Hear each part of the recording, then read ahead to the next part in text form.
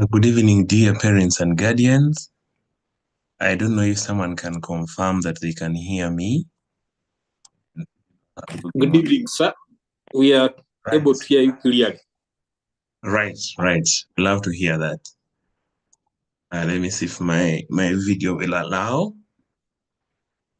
So welcome to the Gayaza High School Parents Positive Parenting webinar.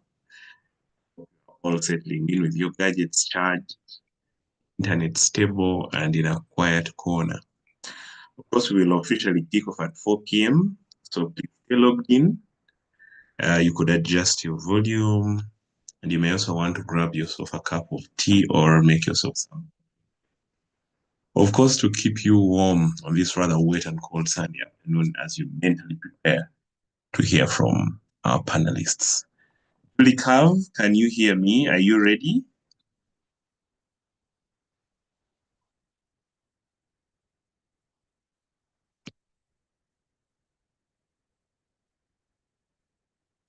Yes, I can hear you. Right. I don't know. Good. About 9 participants here. I don't know if the panelists are already here. I can see Engineer Ndaula.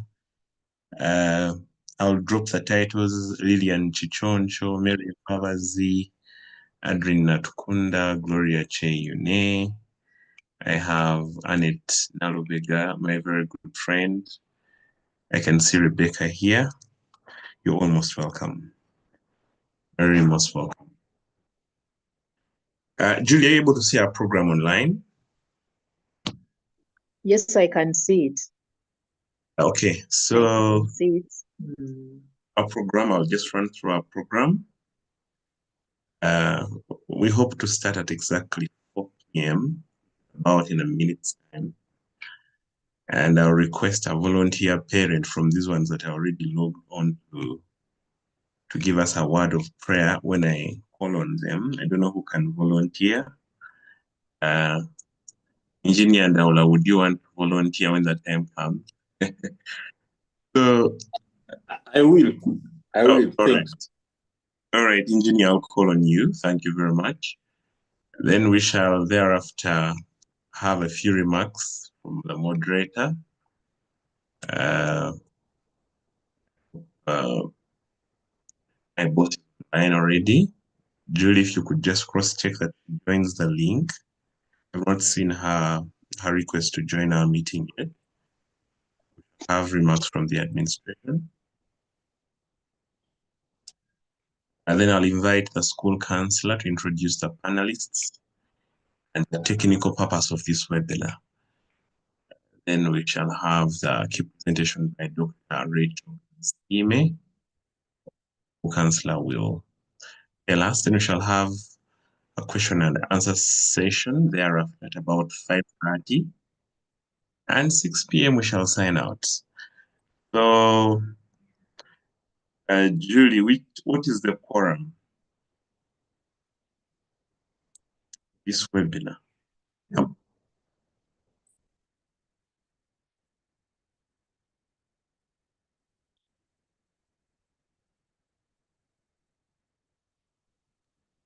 Innocent. I think the quorum should be at least 50 parents just to be on time.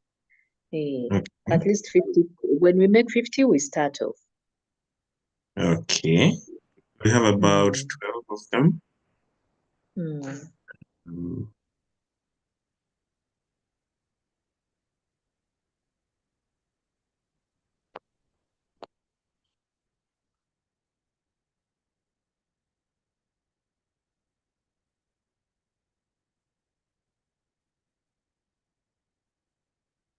I want to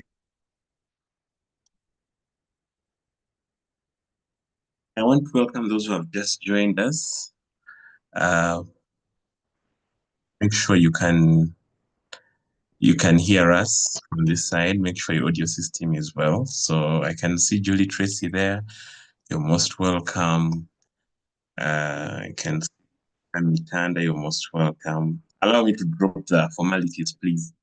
Because I don't know who is Reverend, I don't know who is Bishop, I don't know who is honorable.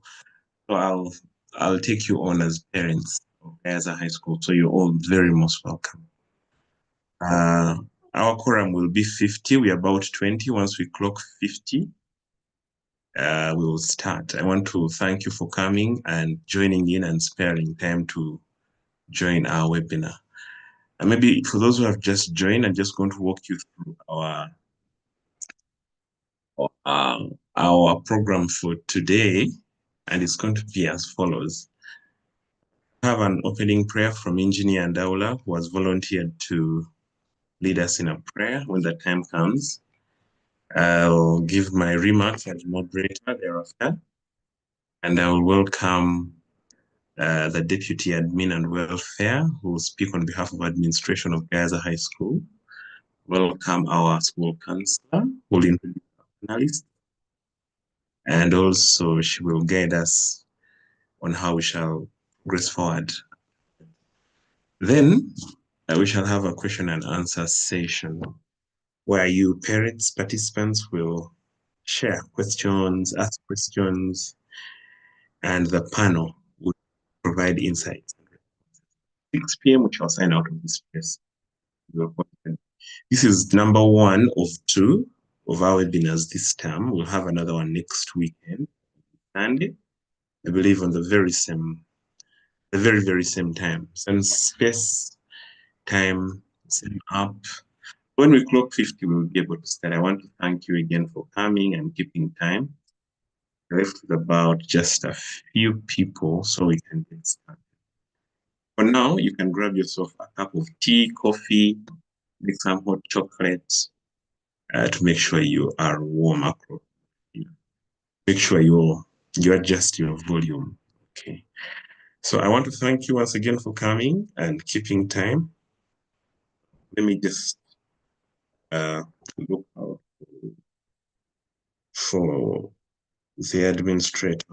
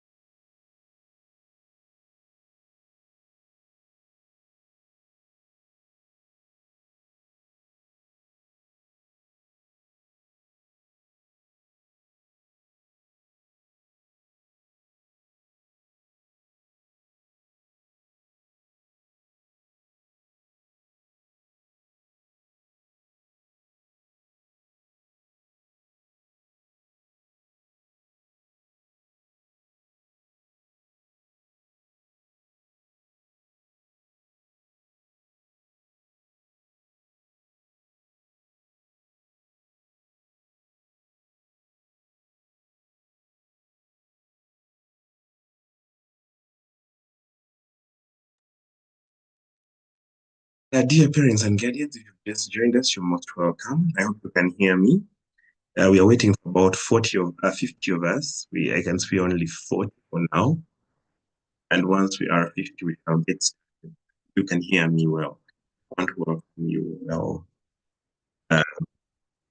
to this webinar. I want to thank you for time. I can see more people are joining. We are just 43, and we shall be getting started anytime soon.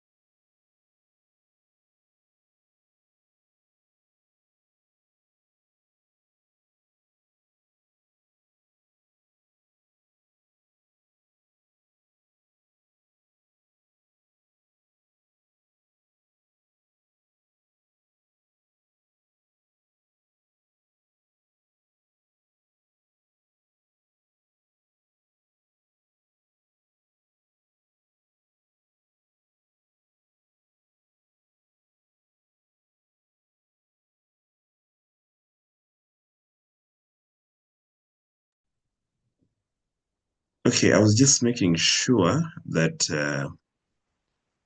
Mrs. Kabogoza is online. I don't know if you can hear me. She tells me that I'm very faint. Could someone confirm that I am loud enough? Able to hear me well, engineer? Yes, you are so loud and clear. All right. So we are going to start. We're about 44 of us. I'm requesting that you give us just a few more minutes for us to be 50, which is the quorum. And we will get started.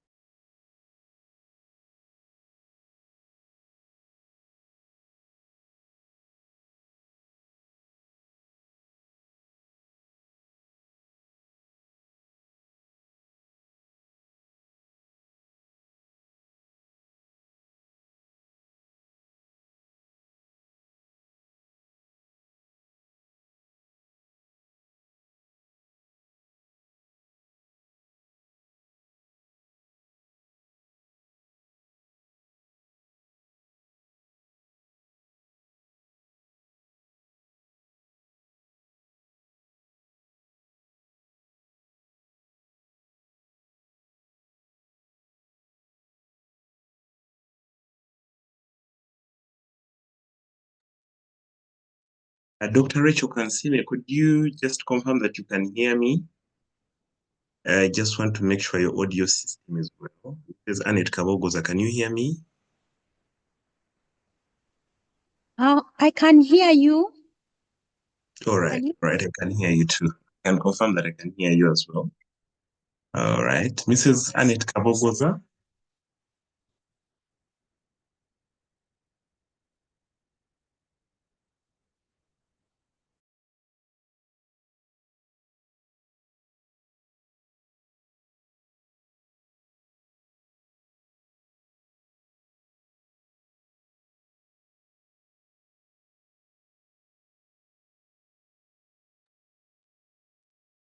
Julie, we are 45. I beg that we can start, if that is okay with you on that end.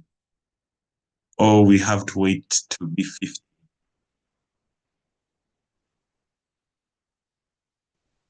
I think we can start. We can start. All right, if you agree that we should start, then that's okay. Let us have an opening prayer led by one of our amazing parents. And because as we parenting is a divine assignment that requires a lot of prayer. Over to you, engineer, for this wonderful. Thank you so much. Good evening, ladies and gentlemen. Can we humble ourselves for a word of prayer? Lord God, we thank you so much for this beautiful day. We thank you for the training, this training organized by the school. We pray and glorify your holy name for our children, for our teachers, for our school, for the facilitators, and for all the parents on call, Father Lord. We pray, Father Lord, that the training positively impacts on us, especially in our families. We pray and live and put the entire evening in your hands. We pray all this through Jesus Christ, our Lord. Amen. Thank you very much, Engineer Ndaula, for that uplifting prayer. Now let's dive into what I believe will be a great session on the joys and challenges of raising these wonderful, unpredictable teenagers. So once again, welcome and good evening, dear parents, guardians, fellow staff members, ladies and gentlemen. I am Kismag, your moderator for today. Think of me as a referee ensuring that everything runs smoothly. This time, no red cards, no penalties, unless someone, of course, tries to hijack this webinar. Wi-Fi. There I'll be left with no choice. Our topic today is positive parenting in a changing world. Why? Because parenting does not come with a manual. It doesn't come with a parenting manual. Even if it did, it would probably be outdated the moment our kids decide. So we are here to share on how to raise these amazing children of ours in this ever-changing world. You know, they are smart, they are confident, and definitely in a whole different generation from ours. We may all by now have heard of the Gen Z movement in Kenya and how they were protesting and expressing their grievances to the government earlier this year. I must say that generations are a lot different. And so are the times anyway. So this webinar is all about equipping ourselves to guide love, patience, and maybe a sprinkle of humor. So when there is humor here and there, please just know that's one of the purposes of this webinar. So now let us officially welcome our administration team and our panelists this afternoon and thank them for supporting this wonderful initiative. Parenting is, and this webinar is proof that we are all in this together. So without wasting any more time, I want at this moment to have the pleasure and honor to invite our deputy in charge of wealth and administration to say just a few words on behalf of the administration. Mrs. Annette Kabogozamtsuke, I hope you can hear me. Most welcome, and now over to you.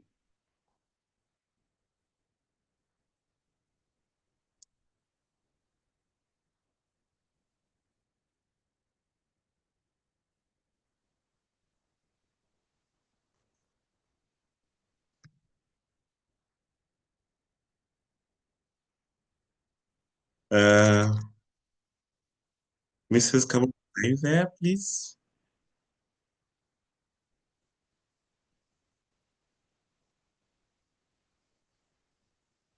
Looks like I'm not having Mrs. Kabogoza online, or if I do, she cannot hear me well. Julie Kav, could you just double confirm that you can hear me? Okay, she's joining me. Mrs. Kabogoza, over to you. Okay, thank you very much, Kismag. I don't know, I'm moving, so maybe that's why I'm not getting well in.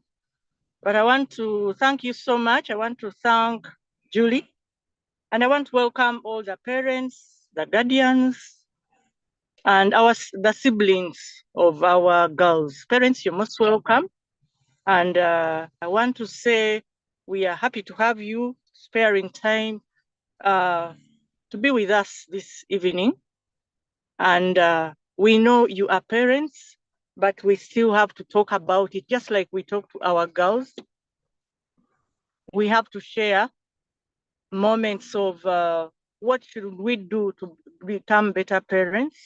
It is very important for us to share such moments. And in most cases, you find that some of us have little time for the girls. Some of us have no time at all. But this is a time when we can come together and share ideas. So parents, you're most welcome. And I want to thank Julie Kavuma for this arrangement and Kismag for starting up this meeting. Thank you. I wish you all the best as we discuss. And now, thank you so much, Mitala Kabogoza, for that encouraging message. Or it's good to hear from leadership, and even better when it. So now I want to move to our school counselor. It's time to hear from someone who truly understands the hearts and minds of our girls while at school. One and only Juliet. For us, we call her Julie Cav. So when you hear me calling her Julie Cav, you will know that I'm talking about her. Now, this one is our school counselor. She will go ahead and introduce our esteemed panelists for today and share the purpose of today's session in more technical detail. Counselor, I also believe that Julie Carl, you are best placed to invite our first presenter thereafter. So, it out. Thank you, Kismag. Thank you, Mrs. Kabogoza. Our dear parents, you're all welcome. Kismag, please confirm that you can hear me. Yes, I can see you. I can hear you. Thank you. So thank you so much. Thank you, Mrs. Kabogoza. Thank you, everyone online, our dear parents. We are happy to have you here. As already introduced, my name is Juliet Kavuma Nasolo. So I'm the school counselor, and I deal with the girls on a daily basis to help them settle in, to help them handle their emotions, to handle psychological issues, and any other business. So I'm really happy that we are here. So I really want to thank the administration for all the support. We thank them for providing resourceful people to talk to the girls, for recognizing the need of having a counselor within the school premises, for supporting the staff in all possible ways, and also for providing the time for the students to get the sessions, because sometimes we might think that students are at school just to learn, but yet we won't get the benefits and the outcome if they are not well. I thank my team, my support team, mainly Dr. Rachel. She's going to be online presenting, Dr. Rachel Kansime. I thank Mrs. Olivia Kagwadan. She's part of the support team. I thank Mrs. Magaya. She's part of the support team. Dr. Esther Namfuka, part of the support team. Dr. Irene Apio, and also the entire parent doctors who offer guidance, who offer treatment, who offer psychological support, all those things we really appreciate, because we all agree that things have changed a lot, especially after COVID. Schools have changed a lot. There is so much that goes on around us, and there is so much that affects the girls. Unfortunately for today, Dr. Nafuka and Dr. Dr. Kathy Maiteki will not be able to join in for today because they are away due to work-related issues, but next week they'll be with us. So today is one of the first of the many series that we shall have, especially about parenting and any other issues that might come up. And today, I also would like to make a disclaimer. I would like to say that we are not here to tell you how to parent your children, not exactly. But we are here so that we can share ideas, we can become aware. We get awareness, we get knowledge of what exactly might be going on with our teenagers that sometimes we do not really understand.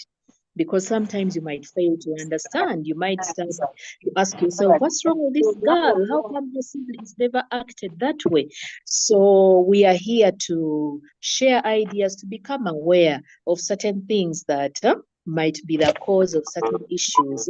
But we are also here to let the parents know that, of course, we've had some people say, oh, it is the psychologists, they babysit the girls and all that. That's not exactly what we do. We actually handle issues as they come. So we would like to make a disclaimer on that. When we talk about mental health, mental wellness, and all that, we are not trying to raise soft students or soft children. No, we are trying to see that we are mentally well. Our well-being is also okay. And then the main reason as to why we are here is because as we deal with the students, we have noticed that some of their problems, or actually most of their problems, arise from home. The issues begin from home and then they are carried to school. And then you find a child, you're demanding grades, you're demanding academic excellence, but this child sits in class and she's just empty, and she's empty, she's not there, she's not available. Why? Because there are certain things at the back of her mind that arose from home. So that is why we decided, or maybe we need also to bring the parents on board to know that some of these issues might be happening at home and we are ignoring these issues and etc., but they are affecting the students in the long run. And the beauty about it, this is going to be for the benefit of all the other children that we are taking care of, all the children that we are guiding, all the children under our care. So we thank you so much for being here, and without wasting more time, at this moment, I think I will invite Dr. Rachel. Dr. Rachel Kansime is a counseling psychologist. She's a clinical psychologist, sorry. She's a clinical psychologist. She offers her services over the weekend, especially every Sunday at the sick bay. She comes around to see the girls and to help them to be able to handle themselves emotionally, psychologically, because what we think or what is in our thoughts usually drives the way we act and the way we react to issues. So she comes around to support me. I do the work every Monday to Friday, and then Dr. Rachel comes in and other people over the weekend to support the department. So she's here to share with us what she has today. So over to you, Dr. Rachel. Greetings to everyone. Thank you very much for having me. Julie, thank you very much for giving me the opportunity to serve, and also giving me this chance to be able to interface with the parents. Like Julie has said, I am a clinical psychologist.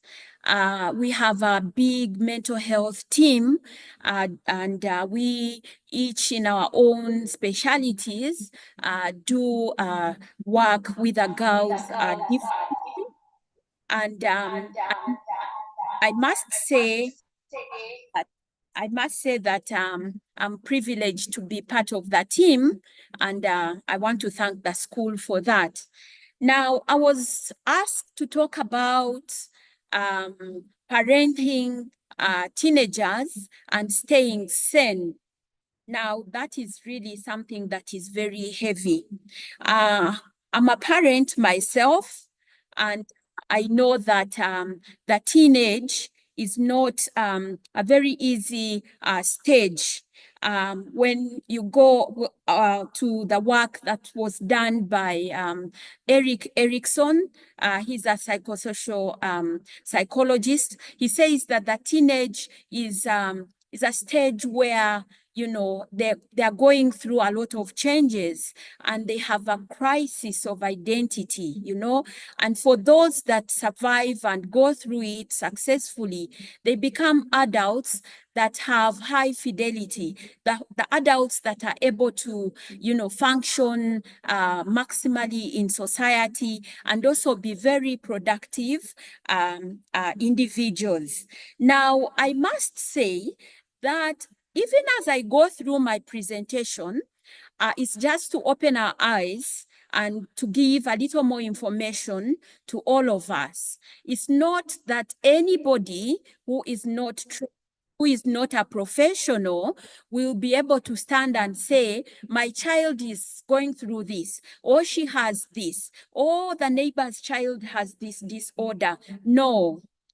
I'm just doing this as a professional, and it's just to open your eyes because we see many of these things. But it's not that after this, any of us, any of you can be able to make a diagnosis. I must say that at the beginning, because it's very important. Otherwise, everyone will see the adolescents around them to have mental disorders, which is not what it is. And it's not my intention this afternoon.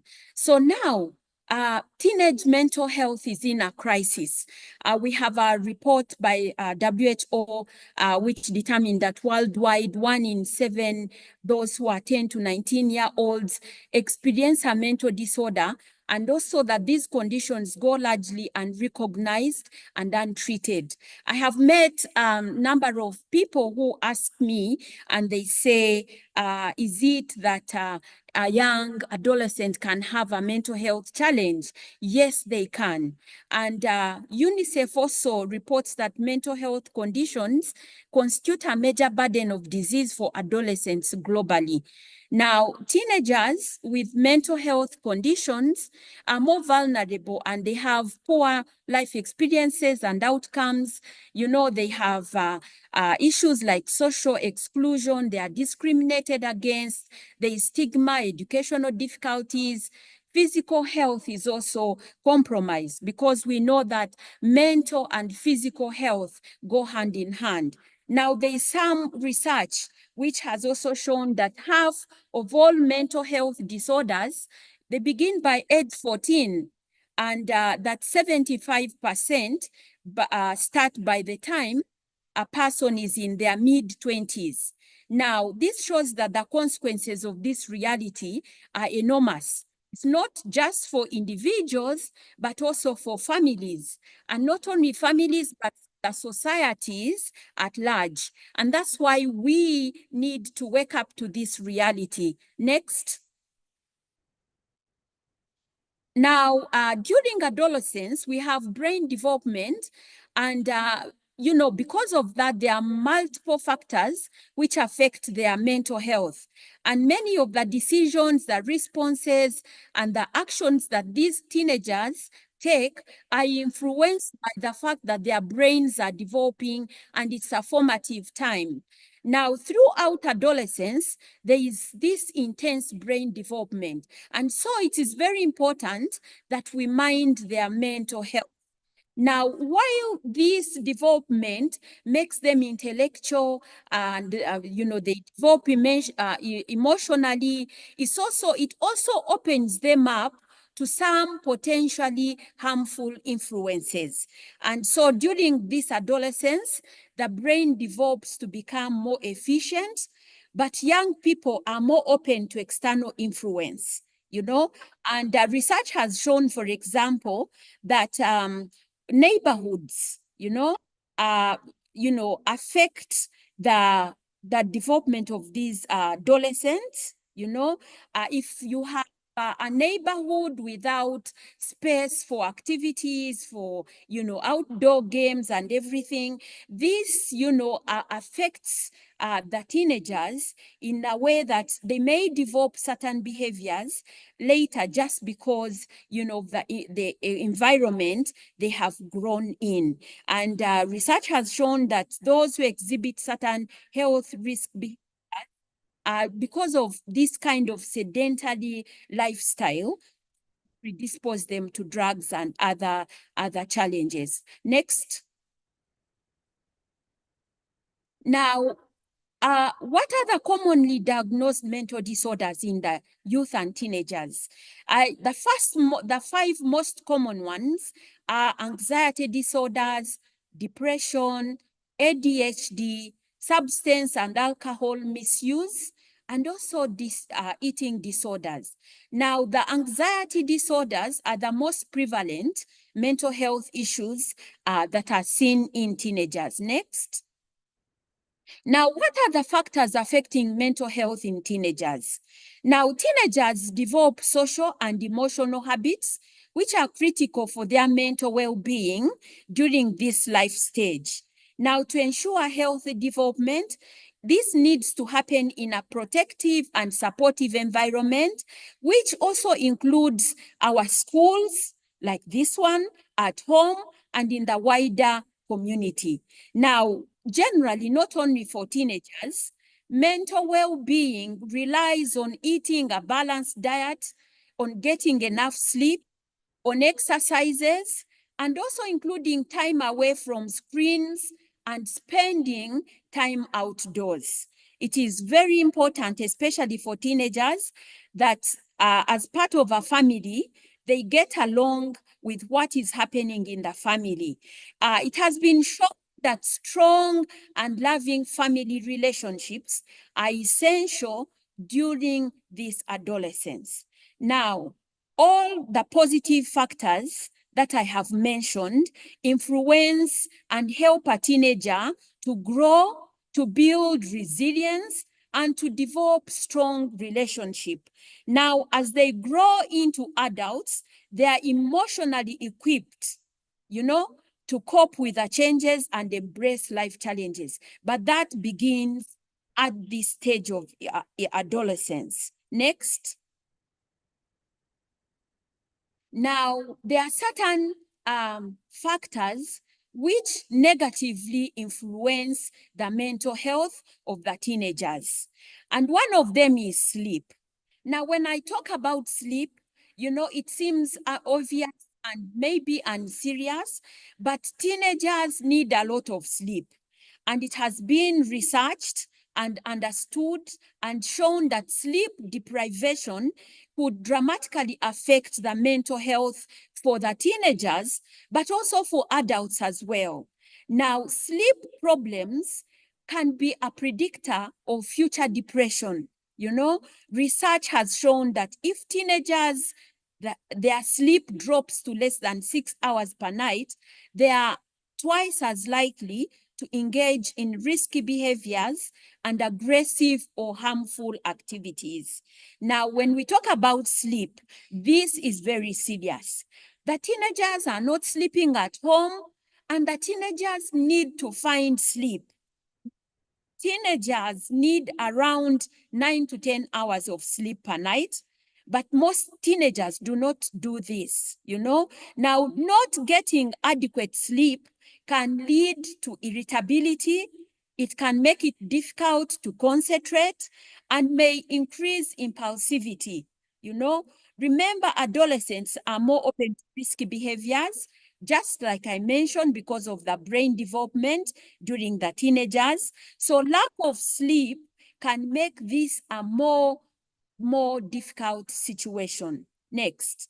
Now, when I talk about sleep, I think parenting a teenager, you will identify with the rest of us, because I'm parenting 4 teenagers, that putting them to sleep is not the easy thing, And if you have ever spent a sleepless night, you know what that means. The next day, you're restless, you're irritable, you're on the edge just because you didn't have enough sleep. So it is a very important thing that we need to emphasize. Now, technology and the digital age, all of us know how, the world is fast growing and there are all kinds of technology. When I sat here today in the library, I spent more than an hour trying to get connected because, that's not the age I've grown up in. But thank God I was able to log in. So these technologies, social media, they increase the feelings of anxiety and depression in teens. Now, there are many positive impacts of this technology, but studies have shown that this social media that is used so much among teenagers contributes to higher rates of self-harm and even suicide. I think you have heard about cyberbullying, a story is, sent on media, is propagated, it's not a true story about somebody, and you can imagine the state a person can be in that situation. Now this social media has made it easier for children and teenagers to access unsuitable content. And because of that, they fall victim to all different kinds of bullying. Now, bullies can now harass, they can stalk their victims, digitally, and they can easily spread even malicious gossip. Most of what you see on WhatsApp is usually not true. And sometimes we post to another group, you know, when actually it's not even true. All these impact on the mental health of these teenagers. Now, when we talk about screen time, when it is holiday, like we are going now for holidays, you know, you find teenagers who access the screens from morning up to morning. And this has made a very difficult situation for teenagers to interact with others. And all these, you know, compound and affect psychological well-being. Yes, next.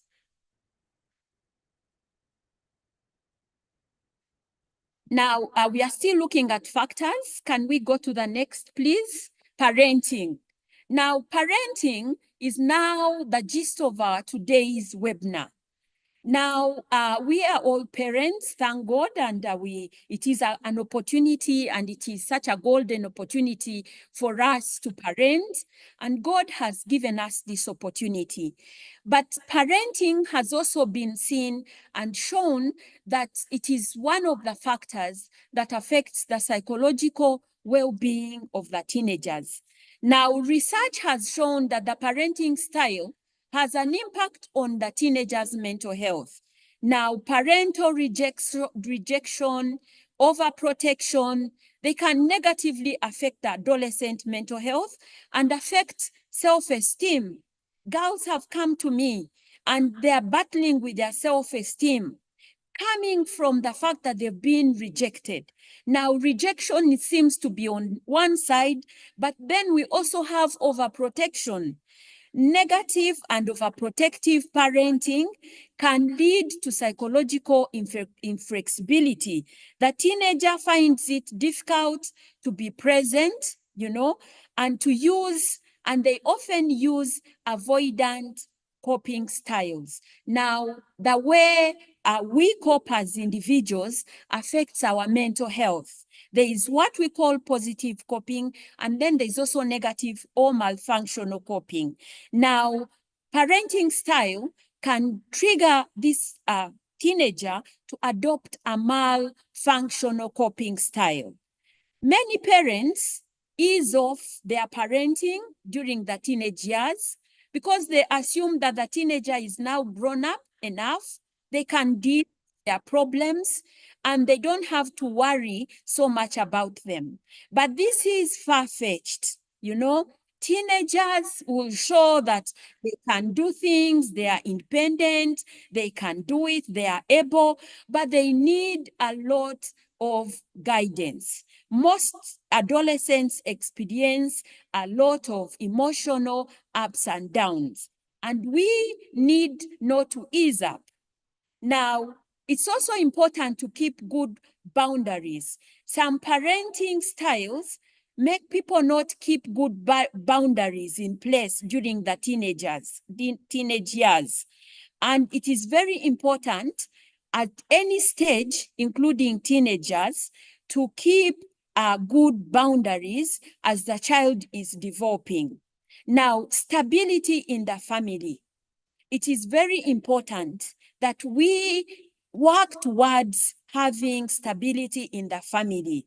You know, parental emotional warmth is very important, you know, especially since we know that to boost the self-esteem of these teenagers is providing them with a protective factor when it comes to their mental health and their psychological well-being.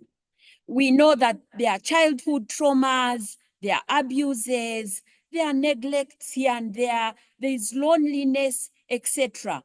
All these compound and affect the well-being of these teenagers. Now, some of them have unrealistic expectations. You know, they want to go to the US to study in the US, they want to do this. Those are all factors that affect them. Now, there is also pressure to conform, you know. Teenagers seem to be under pressure. Remember, I mentioned at the beginning that the stage they are at, the stage of psychosocial development that they are at, is a stage of solidifying their identity. You know, they are trying to know, they are trying to find out, they are trying to work out who they are, what they stand for, what their values are, as a quest for identity. And all this needs guidance. It needs us to be stable. It needs a lot of things. Next.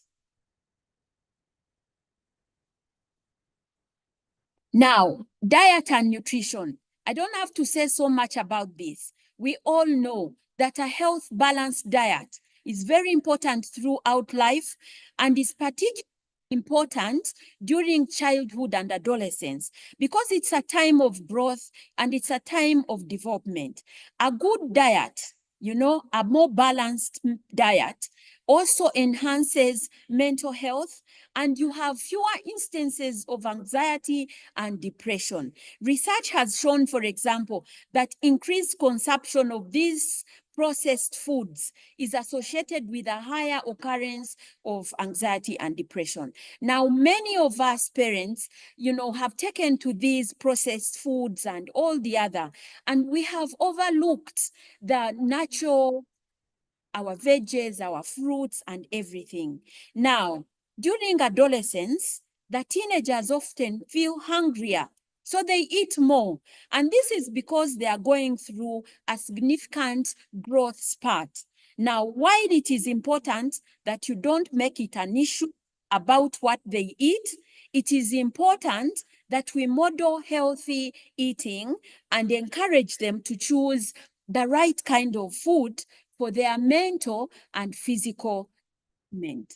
Now, people who have done researches, next, have also shown that the food that we eat can actually enhance our mental well-being, and very much so for the teenagers. Now, we have other factors that affect teenage mental health. We have the social, we have the societal, we have environmental factors. The family, I have talked about it. The schools, you know, peer groups. Teenagers are prone to being influenced by groups. You know, remember, they are trying to know, they are trying to work out who they are. Who do they want to identify with? Who do they admire? Who do they want to be in future? So all this is about quest for identity, and peer pressure can work negatively because many times they want to conform to a shared experience, but that shared experience may not be that which is good for their mental health. Now, they have a lot of tasks to develop a personal identity. And nearly every teenager faces an identity crisis. It's not only one, it's not a few. A big percentage of teenagers face a lot of crisis during this formative time. Now, we need to also see the media, the peers, the family views. All these can easily make this whole thing, the teenage experience, a very problematic experience. Next. Now, how do we as parents affect our children's mental health? Now, I say this and I say it from, you know, a point of view of the fact that I am a parent and I'm parenting teenagers. Now, we have an influence upon our children. Now, parents have an effect on their children's values, their choices, their behaviors, and their overall health. So when it comes to that, also their psychological well-being, their mental health is no exception.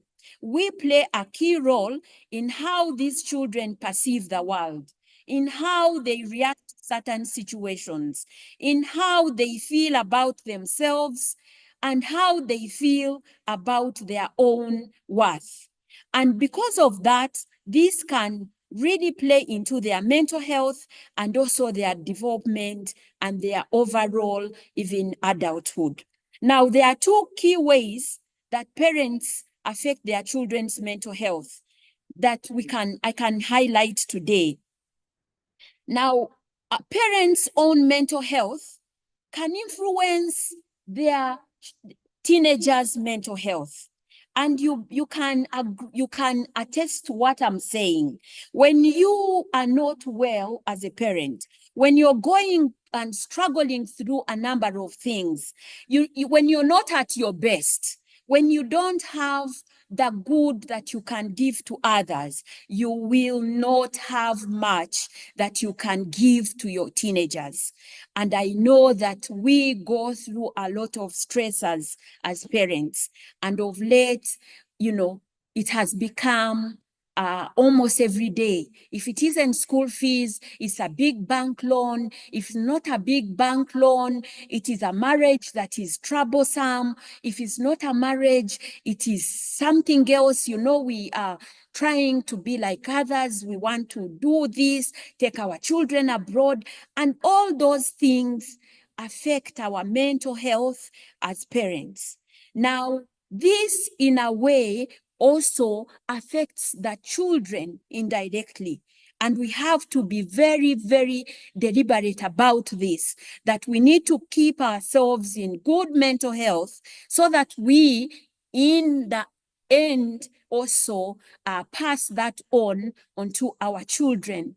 I have had girls come to me and they are so troubled and they are depressed and they are having a lot of issues. And what they are telling you is, Daddy comes home at night and I know that when he comes, it's going to be a kind of a war zone, you know? And sometimes we have our misunderstandings and, you know, children are seeing and they are part of this, and sometimes they are siding with this one, they are siding with the other. All those things affect the mental health of adolescents negatively. Now, parenting styles, I will highlight a little bit more as I go, and the approaches that we take as parents. You know, if you're a parent and you're concerned about your child's mental and emotional health, there are steps that you can take to create a positive environment so that your teenager can thrive. You know, sometimes we may be struggling ourselves, but we need also to find help for ourselves if we know that we are struggling, but also we can be deliberate so that we create a home environment that is conducive for the mental health of these teenagers. So, the next slide. Now, how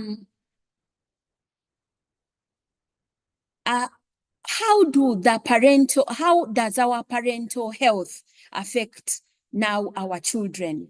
Now, studies have shown that there is a connection between the parents' mental health and that of the children. Children or adolescents whose parents are facing anxiety disorders are 4 to 6 times more likely to develop an anxiety disorder in their lifetime as well. So children of parents who are facing depression also are more or 3 to 4 times more likely to develop also the depressive conditions. Now, this guarantee that your mental health will negatively affect your child. I have to say this, you know, and it doesn't mean that your child will struggle with a mental health disorder too. So I don't want anybody to say that it's a blanket. I've said if you have this disorder, the child will go through it. No. Now, what are the steps that can be taken if there is this risk? You know, one of the best things that you can do as a parent is to communicate when you're struggling.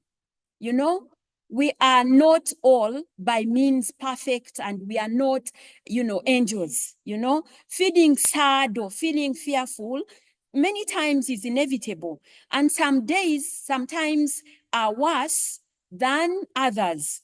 And it is okay.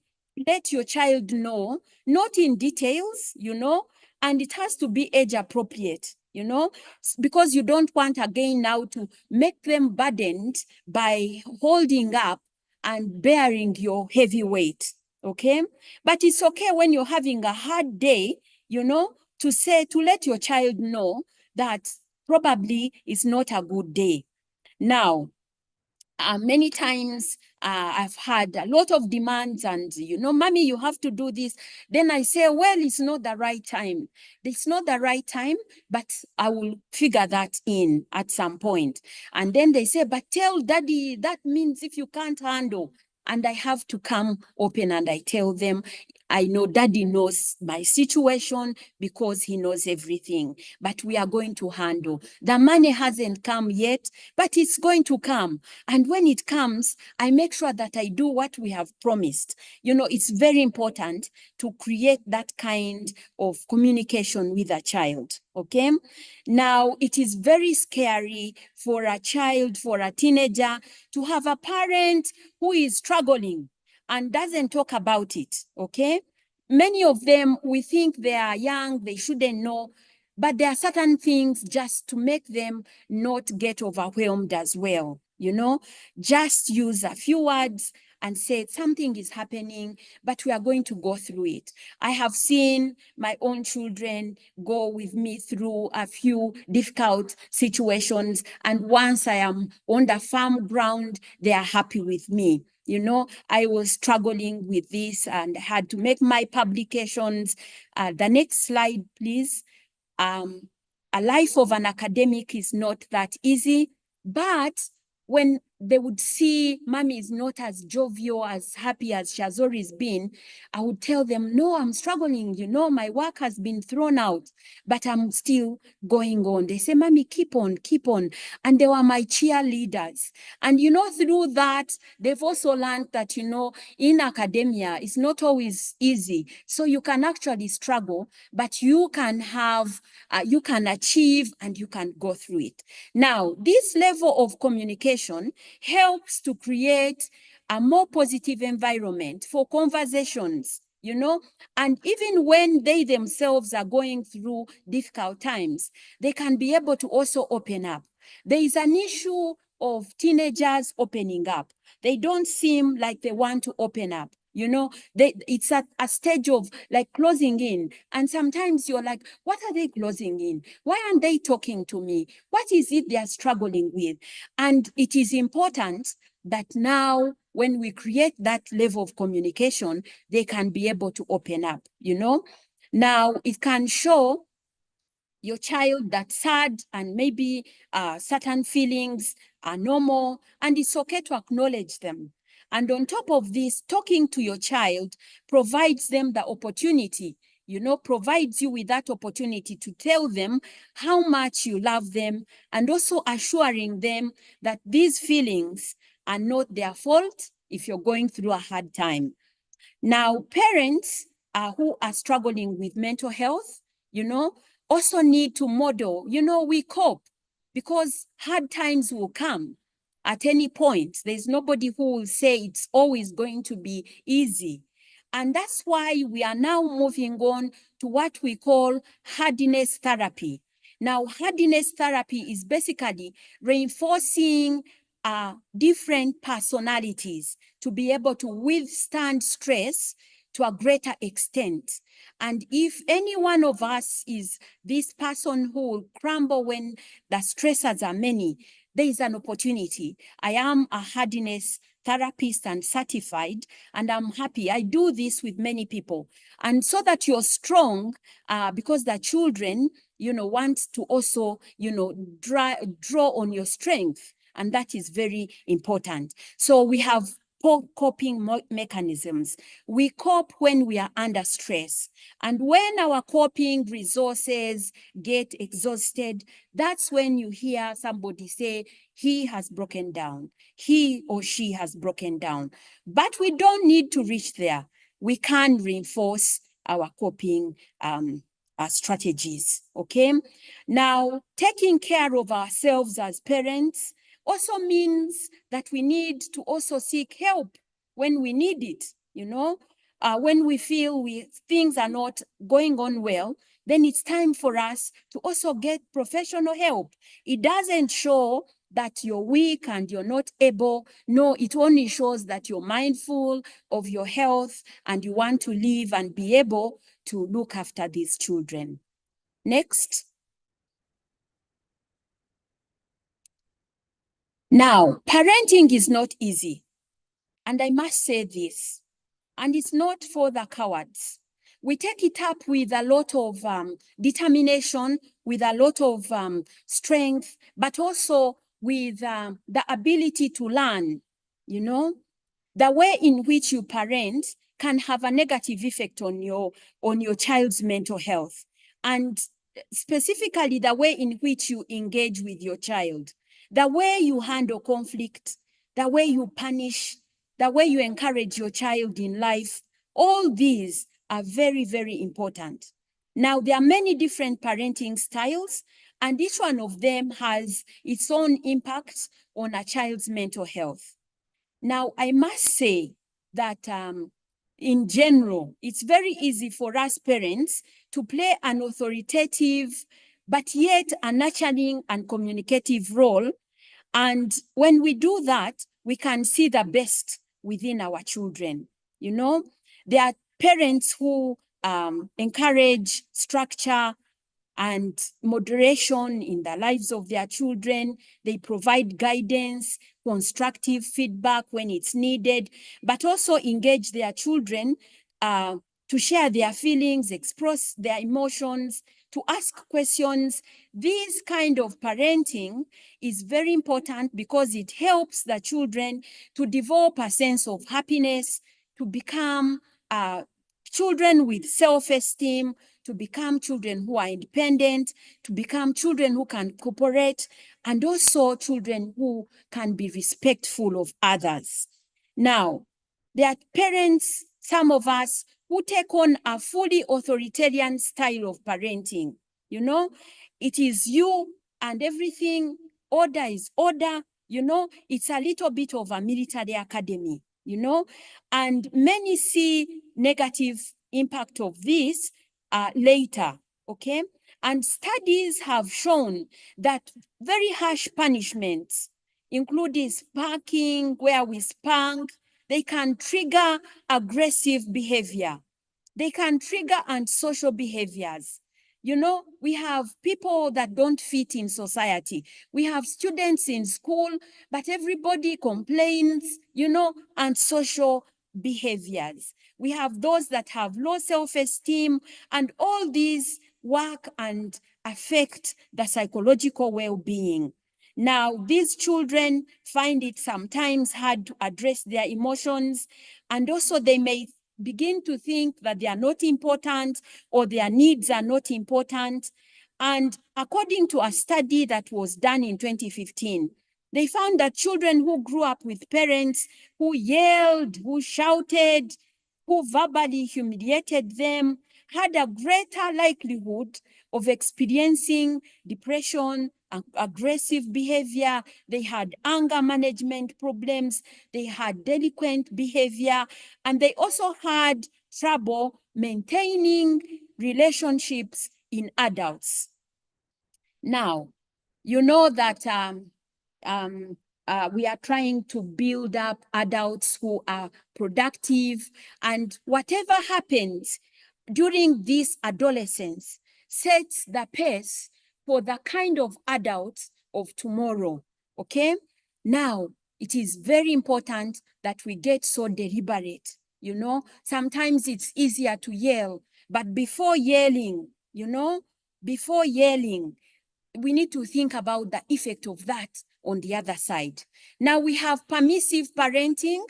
You know, it also can have negative effects on children's mental health.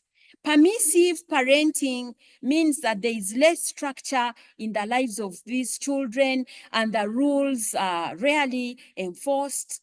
And parents might be maybe compassionate and nurturing, but their children may have issues with self-control. You know, they may be finding it hard to regulate themselves, you know, may find it hard to, obey rules even when probably they are at workplaces, just because right from the beginning, everything was permissive. Now we have uninvolved parenting, and with time that we are getting busy and, having big dreams and looking for big money, there is a temptation of us being uninvolved, and this uninvolved parenting, is, we don't realize many times that we are not being involved until we see the effects of that. This harms a child's mental health. We have parents, many of us find it easy to provide for the basics for their children. We give a lot of pocket money. We will come and bring lots of things when it's VD, but we are not actively involved in their lives, okay? And the child lacks structure, lacks guidance, mentorship, lacks being, nurtured. And children who grow up in this type of environment, they are not attached in a way to like a primary caregiver. And where they do not have this kind of arrangement, they may not feel safe, they may not feel secure, and they may not feel that it's a caring environment. Now, all these can cause a lot of anxiety, can cause feelings of hopelessness, self-esteem, and all the other psychological effects that I have mentioned. Now, I have had girls who have come and they have said, please, is it possible to talk to my mother? Because they tell me so much, they tell Mrs. Kavuma so much, and they are not telling the real parents that much, because the involvement is not so much. Now, of course, I've talked about the different parenting styles, and I'm not saying this is the best, go with this. This is the best, go with this. At one point, you may have to be authoritarian. At one point, you may have to be a little permissive, blending here and there, considering the situation. Now, of course, outside the parenting styles, there are other factors that can negatively or positively affect a child's mental health, Now, an example is constant pressure from parents to succeed. We do this unknowingly, we all want to be the engineers that we didn't become. We want to be the medical doctors that we didn't become.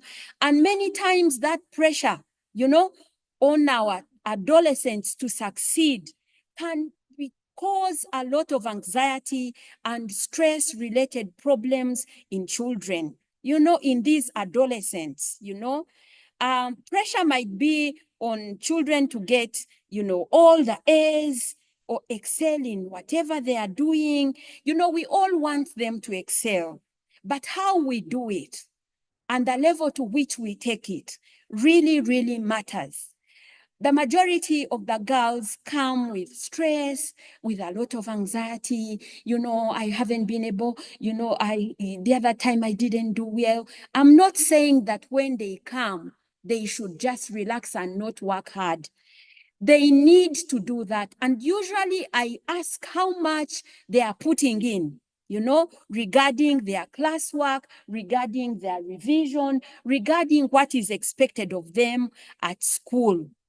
And I usually tell them, once you have done your best, you've given it your best, and once your best is probably not the best, it's no time for you now to kill yourself, Now, we all want our children to be the top, to be the best, but we need to regulate this pressure to succeed because it can have a negative implication. We have lots of adolescents with depression, anxiety because of this kind of pressure. Next. Now, What are the other ways? What are the other ways in which we as parents can negatively affect our children's mental health? Now, focusing too heavily on body image or teasing a child about their weight. You know, I've had girls who have come and their problem is, I think I'm so big, you know this. And sometimes even us as parents unknowingly, you see, we have the early maturers. These are teenagers. But when you see them, you may actually think like they are, you know, like us, you know, they are part of our group when they are actually very young. Some mature early. It is okay. The early maturers sometimes get psychological issues, but it's time that we reinforce them. You know, we let them know that it's okay. You know, they've not done anything wrong to have a big body. You know, big is good. You know, I usually tell them, you know, in Psalms, I think it's 139, that we are fearfully and wonderfully made. Okay. And I tell them, repeat that to yourself all the time, you know, while the outside world is saying, look at her, she's big, this and the other. And actually, body image is one of the causes of a number of so many psychological issues that teenagers go through. Now, criticizing children and engaging them in negative self-talk, you know, using words like stupid, good for nothing, you'll never make it. Oh my God. Failing to address potential traumas at home, you know. Now, there are certain things that we never apply for and which are not good, you know, but when they come, we need to see how to handle, you know, teenagers from homes where, you know, there have been a divorce or there is abuse, they don't remain the same. They have what is going on around them. Many times some think they were part of or they were cause of what happened when it wasn't. And when you sit down to talk and find out what it is that is causing a lot of distress, many of them think, well, mommy and daddy, these problems, I think probably I was the cause. You know, let us address some of the traumas. Some may not be things that we may be able to address, and there we bring in the coping. Now, enabling a child by doing things for them, you know, overprotectiveness, or, you know, I can be there for them, they can't be able to do this. Those are some of the ways that they can affect a child's mental health. Now, dismissing a child's feelings. Let's go on. You know, children have feelings, you know. You can never say a child can never feel low or whatever. Children have feelings, just like us adults. So we need to go through with them their feelings. Let's engage where we can, or let's have professionals come in. Next. Now, how can we positively affect a child's mental health? I know that next Sunday, we have another seminar, and Mrs. Kavuma and the rest of the team are going to dwell so much on this. So I'm not going to go so much into details because this will be handled. But I'll only say that if you feel that you need reinforcement as a parent, then it is important and you can get that reinforcement. Let us parent in a way that it will positively enhance our children's mental health. Next. Now, as I conclude, you know, when I have gone through all this, I know that they are not things that are so far away from us. They are things that we have heard, things that we have seen, and also things probably that we have read about. Now, mental health issues are very common, and they usually start in adolescence. As a parent, it is very important to remember that, you know, none of us is to blame, okay? We can't blame ourselves when an adolescent has a mental health problem. You know, they can happen to anyone, you know. And if your adolescent is struggling with any psychological issue, with any psychosocial issue, with anything that can impact negatively on their mental health, it is very important that we rise up and we have it addressed. Now, when we were so young in primary school, we used to have a number of debates, and I remember the most popular was prevention is better than cure, you know, and would have opposers and proposers. And now in my adulthood, if I ever opposed that, I think it was a mistake. Prevention is better than cure. It's very, very difficult what we go through when we have an adolescent with a mental health challenge, you know, and usually I keep saying to myself, it is better, or it was better that we prevented this. So this is a time that is very valuable to us and very important as the mental health team at Gayaza High School to be able to interface with the parents in a way of join us, let's make this transition, let's make these adolescents worthwhile. Let's work with them. Let's work with our children so that they develop and mature and be adults who have high fidelity, who have a high sense of identity, and who are going to be very productive wherever they will be. You know, many times there are other factors that come in, but it is very important that we become communicative, we show compassion, we become supportive as parents, we set boundaries and healthy rules for our children as a way of boosting their mental health. Thank you very, very much. And so we can now take on the questions. I know that we are a team, Julie, and so I don't know how the moderation will be for the next part of this webinar, but I want to thank you all for listening in. Thank you so much, Dr. Kansime, for that insightful presentation. Very well articulated. Now, dear parents and guardians, ladies and gentlemen, this is your chance to ask those burning questions. I've seen some of them in the chat room. Maybe you want to know how to handle a teenager who thinks they are smarter than you, or one that cannot stay off their phone. Drop those questions in the chat, and I'll help and make sure that you answers them. There are no useless questions here, only desperate ones, because we all know parenting can be. To the panel out there, I can just read some of them. Already coming through. I have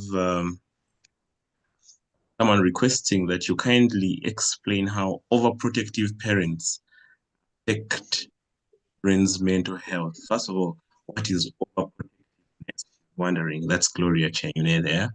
I don't know if I should read them one by one or if you can see them and answer one by one. Over to you, Dr. Kansime. All right. That's before. Go on. Yes, Julie? Dr. Kansime.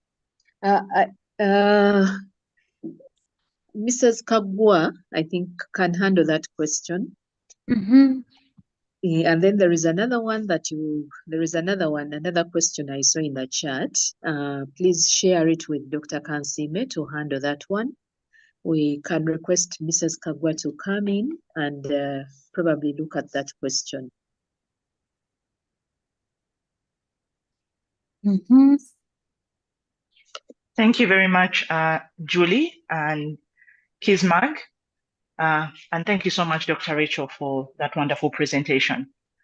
The question from our parents is, if I will just read it out, it says, kindly explain how overprotective parents affect children's mental health. What is overprotectiveness? Right. So overprotectiveness, the real definition of that is really in the word. This is where you treat your child almost like an egg. You don't want them to face any hardship. You react overly. You're oversensitive to whatever issues might come their way. You want to remove any kind of obstacle that even tries to make them uncomfortable. Now, a lot of times this sort of overprotective parenting stems from parenting from a place of guilt. And this is usually from us parents who are working parents. You don't have enough time. You feel you don't spend enough time with your child. So the little that time that you have, you almost ridden by guilt of not being there. And so you're overprotective, you over provide, you over cuddle your child. And sometimes, unfortunately for us, our children learn our weaknesses and they see how to manipulate you into always protecting them, even when they are in the wrong and need you to be tough on them. So some of these incidences of overprotectiveness that we see, for instance, a child performs poorly at school, the parent will come and start, blaming the teachers, blaming the administration, or misbehaves even. Sometimes we find parents come to school and they completely refuse to accept that their child committed a certain, or broke a certain rule. When in actual fact, this child may have been caught red-handed breaking this rule. And so this child goes through life thinking or just riding that advantage that they have in life, which if affects their mental health in such a way that they sometimes develop a sense of maybe over superior or over accomplished. They feel they can get away with anything and everything. This might work for our children while they're at school. We protect them. Of course, we are parents. Our natural instinct is to protect our children, but we must do everything within reason. It can serve your child while you're at school. They may go through school knowing, for me, there's nothing the teacher can do to me. There's nothing my friends, I'm untouchable. This is how my life is. Even at home, it might serve your child. But you're affecting a certain part of their mentality, their psychic, which is giving them an unrealistic view of the world. When your child has left your home or left your hands and is now an adult going into the world is not going to treat them the way you've been treating them. And so, as Dr. Rachel has been saying, a lot of things that affect our children and form them as they grow up to become adults are actually happen to them while they are still younger, while they are growing up. If your child feels, for me, I'm nothing, I'm untouchable, even when I fall down, everybody is concerned, even the tiniest, I can do no wrong, that you're setting up your child for failure as an adult. And so we see sometimes our girls, they are going through life in Gayaza through overprotective hands. And we somehow, to some extent, feel like anytime, in fact, we've noticed that anytime they get any small hindrance in their life, they can't handle it. They cannot handle it. They've been protected since they were in nursery school. Now, a teacher brings an exam and the results didn't come the way they wanted. They immediately fall into a place of, I'm lost, I'm confused, I don't know what to do. How did this happen to me? They've not faced any kind of hardship. They've not faced any kind of failure. And in realistic nature, we've sort of, how can I say, put them in cotton wool. And that's very unrealistic. So that is being an overprotective parent. Part of our aim today is kind of also to give you parents that sort of insight into your own selves as parents. Doctor has told you about the different types of parenting, and this one of overprotectiveness also stems from what she said, being a very permissive parent, somebody who's not necessarily never discipline your child, never really correct them even when you see them going wrong. And so they struggle so much when they come into a more organized situation where they have to be accountable for their own actions. They don't cope well in those situations where they will be tasked to bear the consequences of their actions. You have been bearing the consequences for their actions for them all along. So now they don't know how to bear the consequences of their own actions. So that really is overprotective parenting. Teacher Julie, over to you. I don't know. Should I go ahead? And there's another question. Yes, yeah, please. There's one in my inbox here. I don't know if you can look at one. How do you handle a child who is a genius, according to me, as a parent, but sometimes teachers interpret her inquisitiveness, assertiveness, independent thinking, confidence, and so on as indiscipline or even disrespectful. My God, this parent must be talking about me. I used to be this when I was in school. I request that you forward this for me, please. So how is that? A lot of parents have this issue whereby we teachers interpret the girls' confidence, assertiveness, disrespect. Maybe this one cuts across. That's why I thought we should find it. Yes, this is a very interesting question. We are parenting millennial children. Millennial children are children who, us ourselves as parents, when we grew up, we were raised very differently. You were not allowed to speak up when something was on your mind. You were not allowed to challenge anything at all. If the mother said, in fact, if a teacher said something, it was the gospel truth. Even your parents could not challenge a teacher. Teacher Gizmag, I'm sure you're aware of that. Certainly, if the teacher said, exactly, if the teacher said this, even the parent would just say, yes, teacher said it's this. If the headmaster said something, this is not how we are parenting our children today. We are parenting our children. In fact, the world has changed us such that we're now parenting our children differently. You are expected to be a thinker wherever you're working, wherever you are, wherever you move. You're expected to express knowledge. You're expected to be inquisitive. You're expected to generate new ideas every time and everywhere, new business ideas, new ways to improve. And this is now how we're raising our children. No one is raising children to be rote learners. Remember back in the day, we were rote learners, which meant we just had to repeat, observe, absorb whatever the teacher was saying and then repeat it.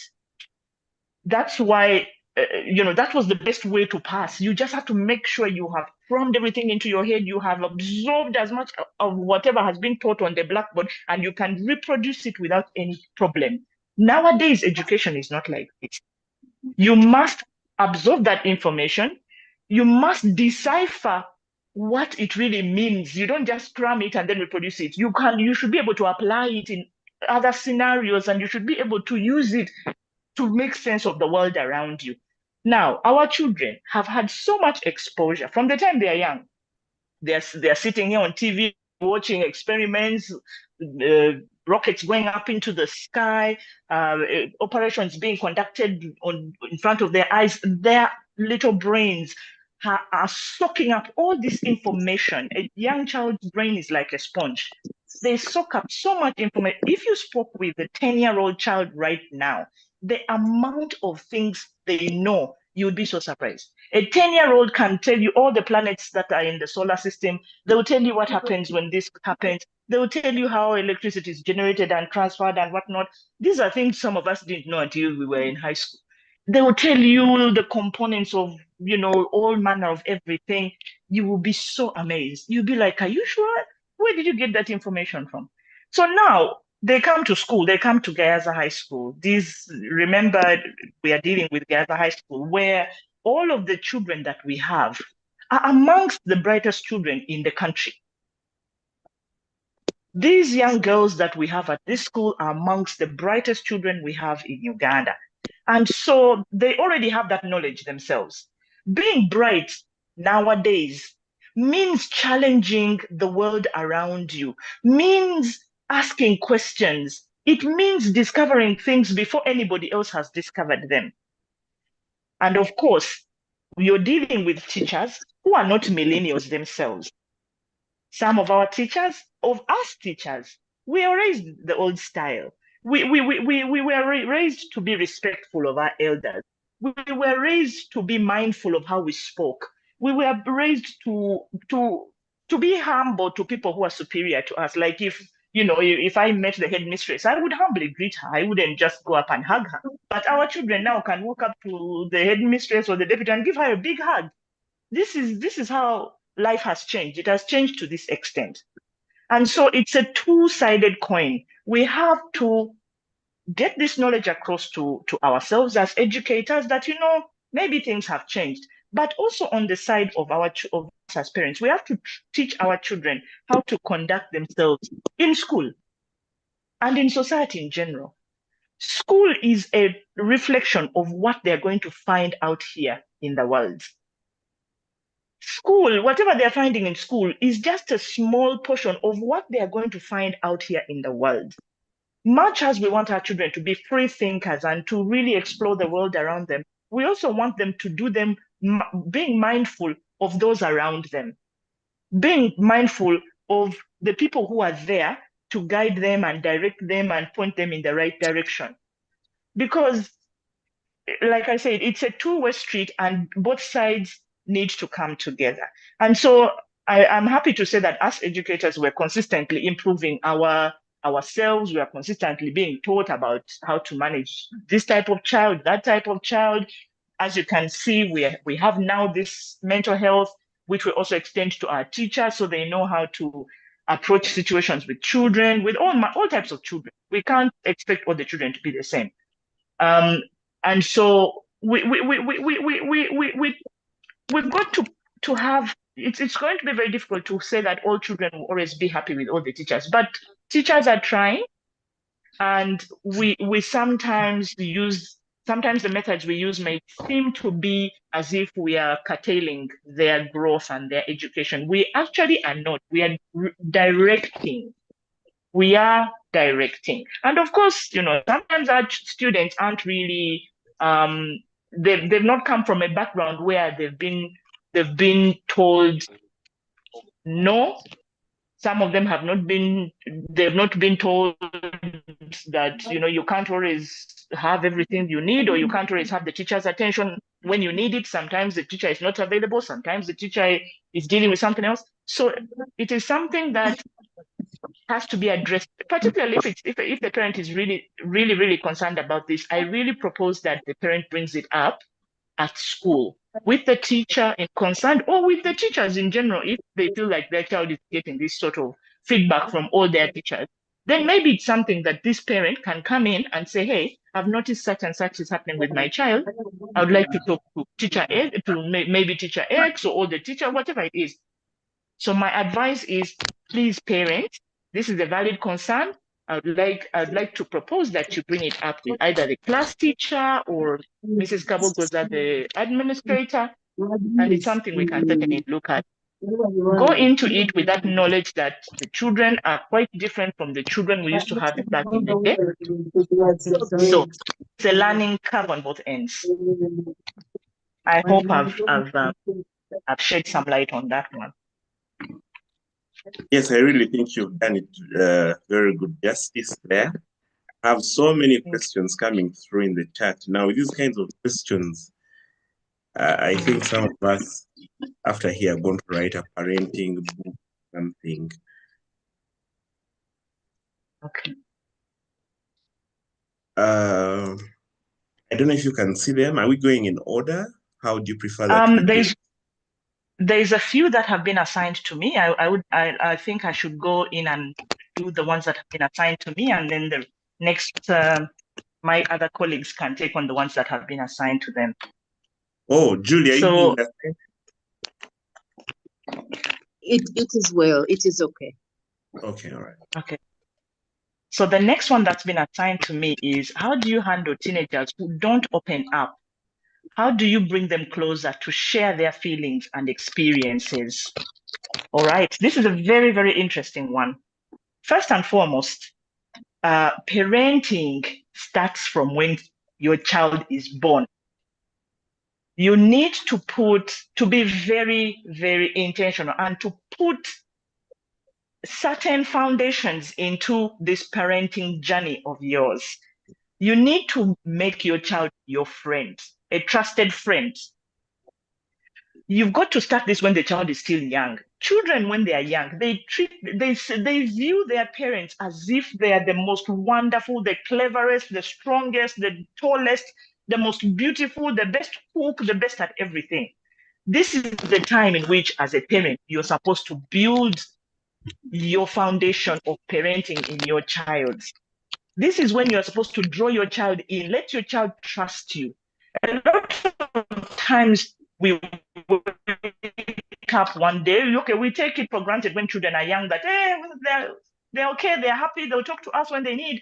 If we don't create a very deep connection with our children, as they get older, they draw away from us. They begin to feel like with us, they can only share things that are so surface level. They don't want to share anything deep because we've not given them that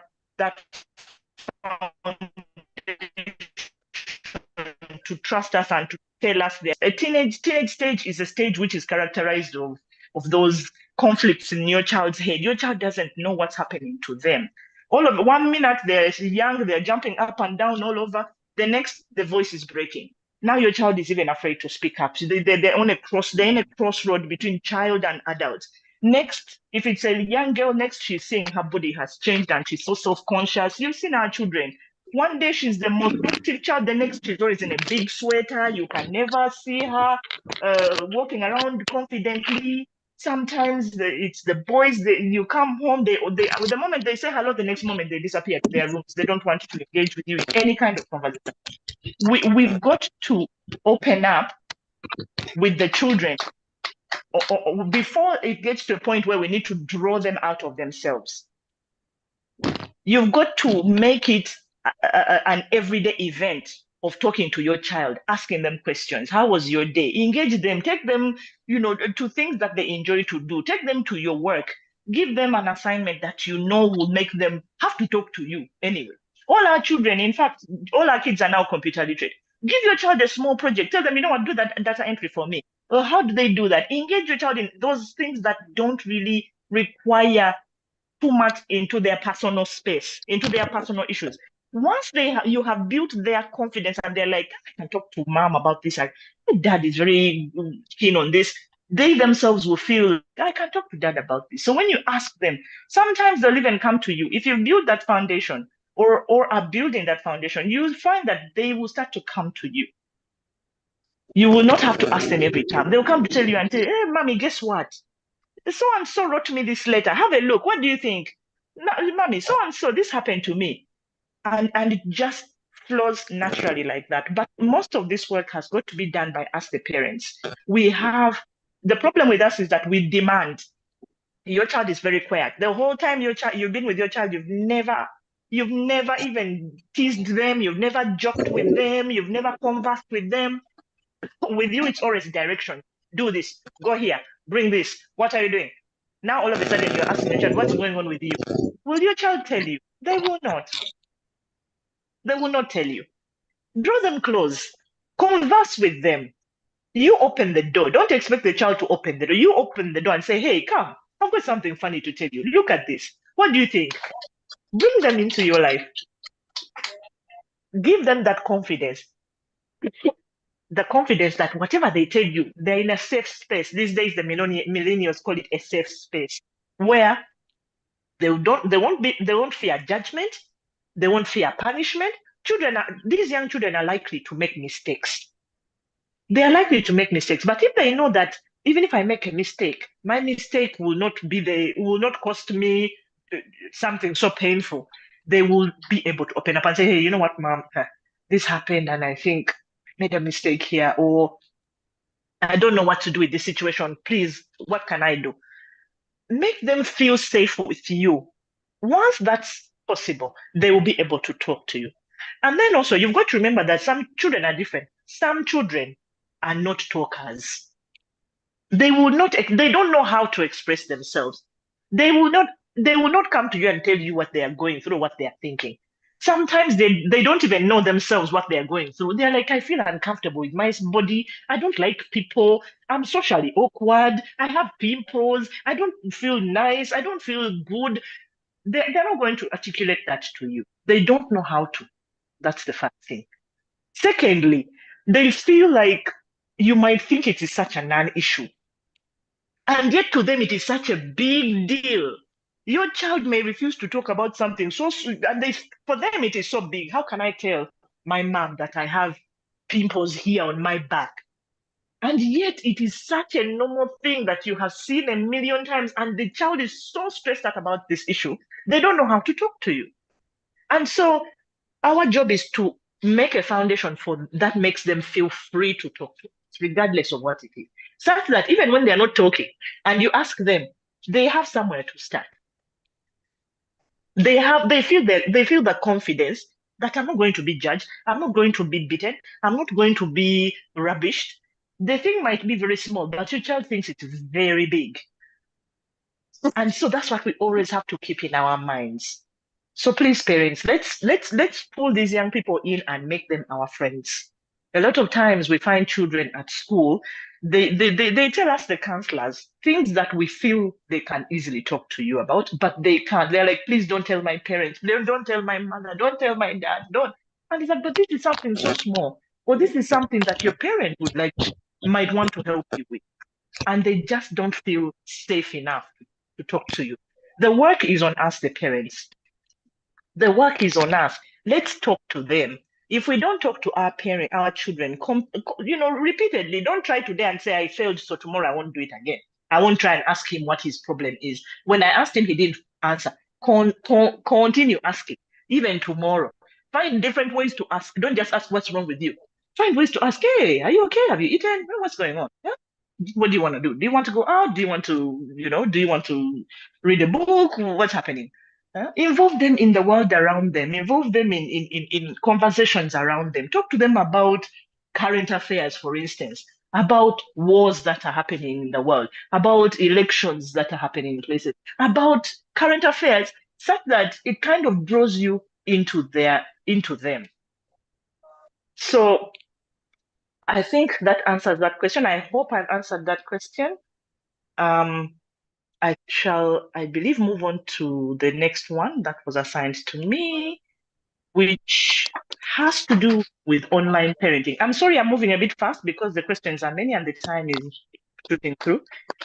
The next one was about online parenting. Now, unfortunately, I didn't quite get what online parenting is. But when I look at the question, maybe it means maybe remote parenting, maybe parenting using technology. That has become quite prevalent these days. Some of us, the moment your child reaches 2 years, you hand them a tablet, and everything has to be done. Anything to do with raising your child now has to be done using technology. If the baby cries, you put for them a certain cartoon. If you're going away, you're going to be busy, you don't want to be disturbed, you put on something else to keep them occupied. Your child becomes addicted to this technology. You find a 7-year-old child, an 8-year-old child is addicted to this technology now. We are seeing in other places that are a few years ahead of us in terms of technology, where now children are going into rehabilitation to actually remove them from technology addiction. They are getting the real symptoms of addiction when they don't have their devices with them.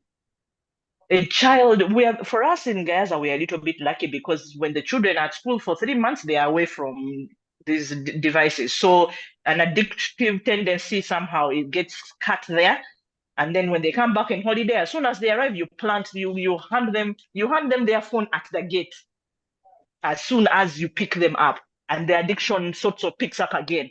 And then luckily enough, when we bring them, you have to go away with your device. So that we're not yet there, but we are seeing children who cannot, a child will throw a tantrum, a child will even start shaking as if they're having an epileptic fit because they have not had their technology fix. Imagine a situation where a child needs a technology fix. A lot of time, our children are not even, we are not even monitoring what they are doing online. We are not doing, we don't know what they're doing. What are your children watching online? Do you know, parents? Do you know what your 16-year-old, your 14-year-old, your 17-year-old is looking at online? Do you know who they're friending online? Do you know what they're doing online? Some of our children have fallen into terrible traps of gambling, betting, pornography, wrong friends, drugs, and alcohol, all through the use of technology. And so I don't know whether the parent here was really referring to how technology is affecting our children, mental health of our children, but it's exposing them to a lot of unsavory, things happening there in their lives. So my advice to you, we're in an age where we can't do without technology. We might want to, but we cannot. If you can delay it as much as possible, please do so. If not, put in place monitors. Monitor your child's activities. When they're going to sleep, let them charge their devices in the dining room somewhere. Our children are spending all night online. They're spending all night on computers, and we don't even know what they're surfing. So I'm requesting, maybe you can start putting something in place to kind of manage their usage. To monitor what they are looking at, especially the young ones.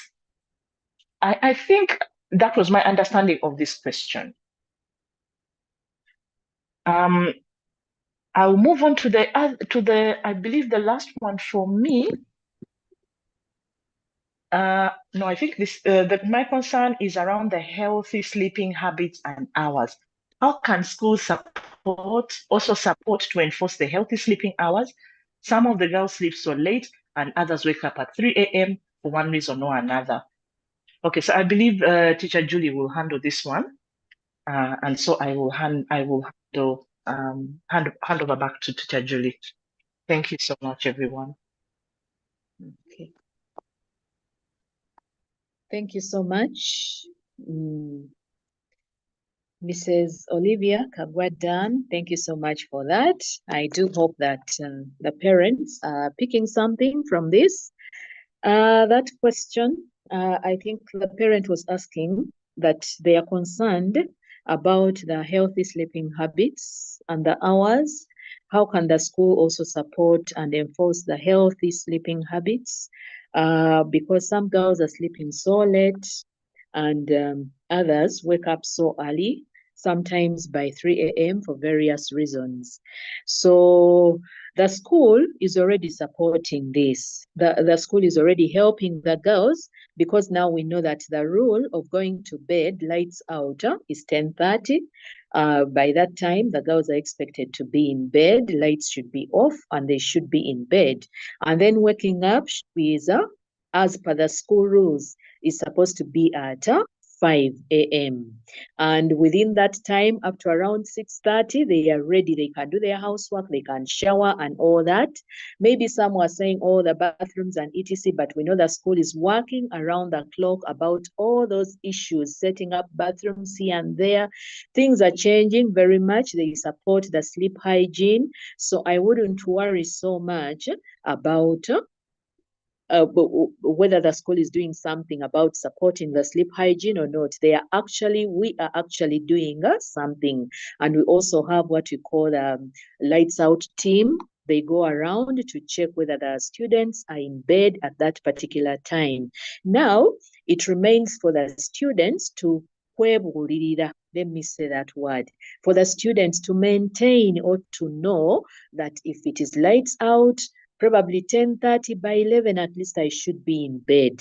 And all those things are being worked out. And we also have the life skills sessions. We come up with different topics per class, and we look at different issues that affect us or that affect the girls in their life or daily, day-to-day life handling and all that. And sleep hygiene is one of the things that we talk about. Sometimes we talk about it. It depends on the topics that we have per term. So sleep hygiene is part of the topics that we have on our schedule that we usually talk about. So it remains for the girls to take up sleep hygiene, to know the effects and all that. And when they come home, where they have gadgets at their disposal, where most of them have gadgets at their disposal, it now comes back to you, the parents. What can you do? How are you going to help them maintain their sleep? It is very important. So, dear parent, I wouldn't worry so much that the school is doing nothing about it. The school is trying as much as possible to handle the sleep hygiene. There was another question.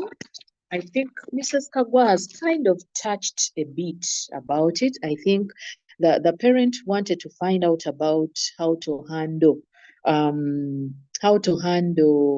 the use of gadgets, especially when they do not work.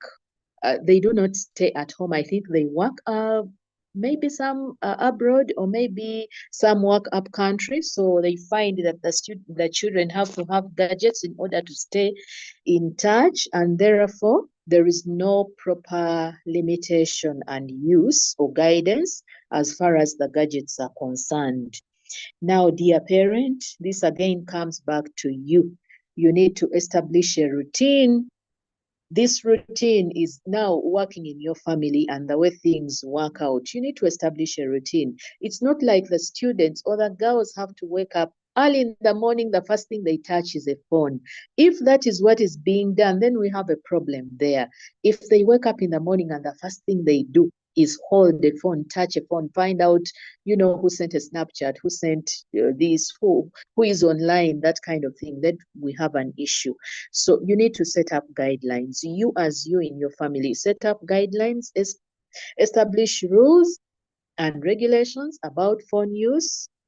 Little things like no phone use during meals, no phone use beyond 10 p.m., beyond 9 p.m., no phone use before 11 a.m., no phone use before doing chores or during chores, because you might find one who is cooking and they are on the phone and they are cooking, and then you find even the food will burn because they are on the phone. So no phone use during chores. So that remains to your side as a parent in your home to set up those boundaries and guidelines.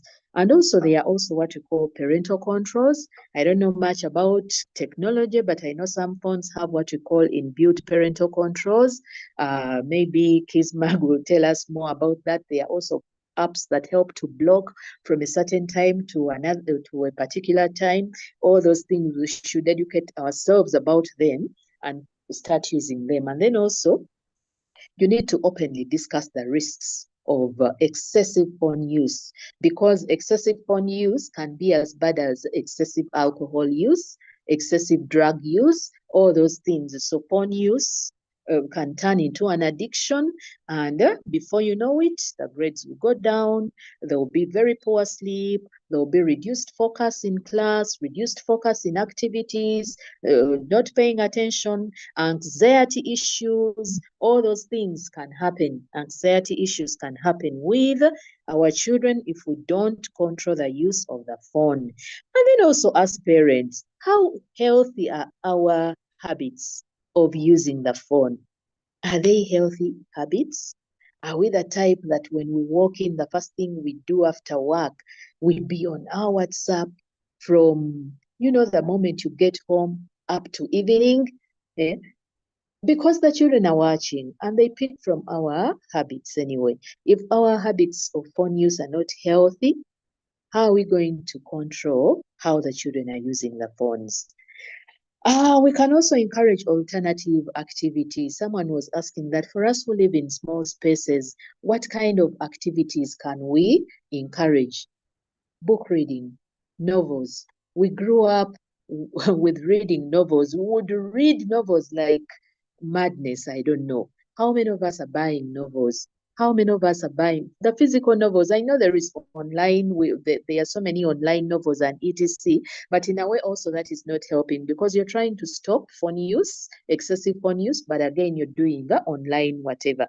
But there are so many books that you can pick. Encourage the reading habit. It will help the child in one way or the other.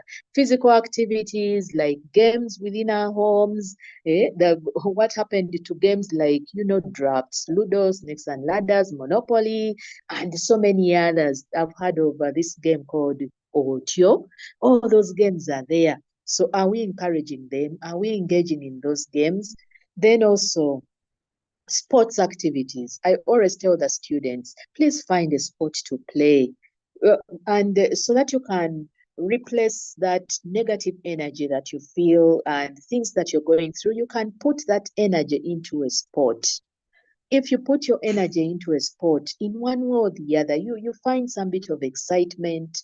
You won't have the time to sit and think negatively about issues around you, all that. But you find many are not interested in sports activities. So they don't have to play the sports for competitive issues, but just for fun, just to allow them beat the stress, to be able to manage the very stressful academic environment. And then also try to address the root cause. What could be the root cause of that excessive phone use? Is it boredom at home? What's happening? So all those are the things that we need to find out. If you can find out, then maybe you can be able to handle. So I think that's it. Those are the two questions I picked. I don't know if Rachel, if there is, Dr. Rachel, if there is any question that you might want to address. Thank you very much, Julie. You have really addressed them well, and Mrs. Kagwa. I don't have so much to add on. I must say that what Julie and Mrs. Kagwa are showing and what they're talking about that we need to be doing as parents is basically part of the prevention that I talked about, which is better than cure, and because now when we are still within the normal range, the problems are the usual and they've not gone overboard, then we'll have our colleagues, the counselors, the Julies and Mrs. Kagwa, with a lot of input. Now, when the issues go beyond what is normal, then that's when we come in. That's when we come in as the other part of the mental health professionals family. You've talked about the screen and the phone addiction. And Julie made it very clear that when it is an addiction, it is handled as any other addiction, And one of the most difficult mental health conditions to treat are addictions, whether it is alcohol, addicted to pornography, or addicted to whatever. An addiction is simply a very difficult condition to handle. And so when it has reached that level, when you have to bring a child to the gate and from the gate you give them the pad and the telephone, that means that's an addiction. And for us now, we handle the normal way we handle any other addiction. And now that is a serious mental health issue.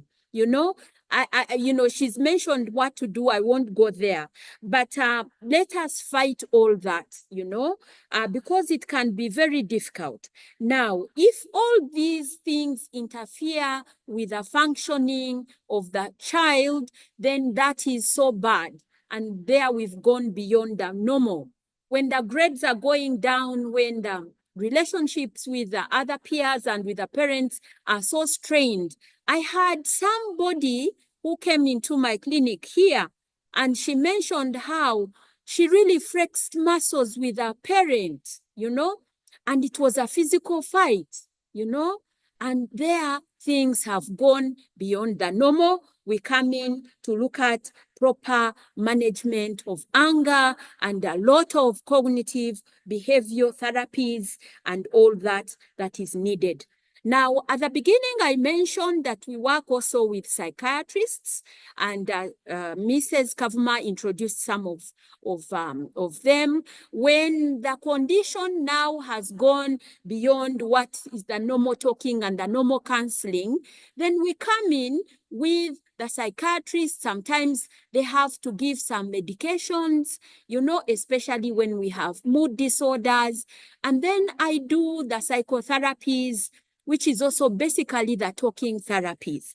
Now, this talking is not just talking of any normal day, it is really structured and basically around cognitive behavioral therapies, because our thoughts affect the way we feel, and the way we feel affects the way we behave. So in therapy, we are basically looking at that triad, how the three come into play, and then devising means of how to do it.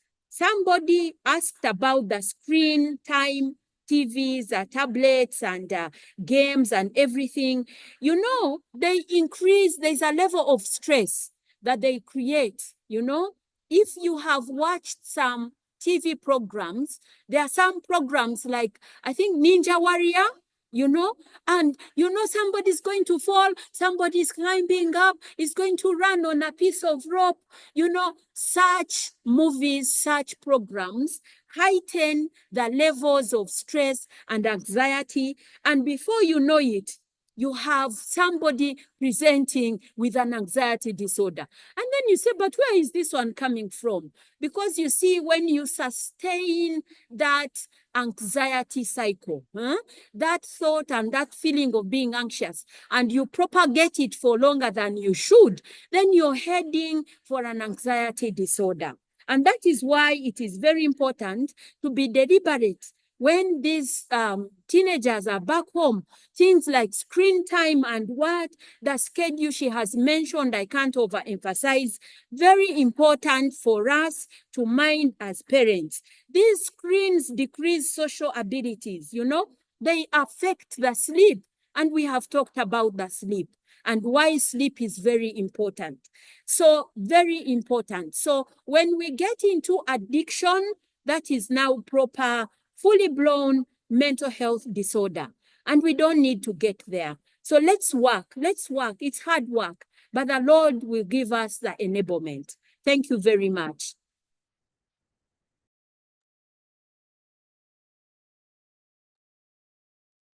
Julie? Innocent, back to you. I think we have handled the questions. Back All to right.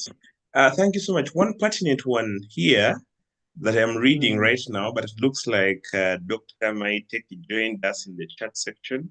Maybe I'll request her to come through as we conclude. Someone is asking, good evening to you all, dear parents and our hosts. My concern is about the Bible verse which says, Suro mugo, oyonono mwana. As Gayaza High School management and the hosts, what do you have to say about that? Don't you think this is also affecting our teenagers at Gayaza High School?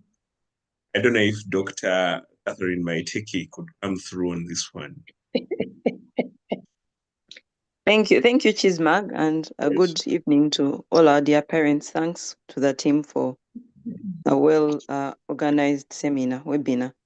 I will not speak for the administration. I think Mrs. Kabogoza is around. She's on the call, so I pray that she can put in something about that carrot and stick. But I'll speak as a parent from my experience. By the time the girls are in Gayaza, though, they may be a little above the experience I will share, but still, you may still apply a stick in certain circumstances. As Bible-believing Christians, at our home, we do apply a stick. We've not applied the stick on every child. We have been able to decide what sins or what wrongs require a stick. And we only apply it for anything that causes death to either the body or to the soul.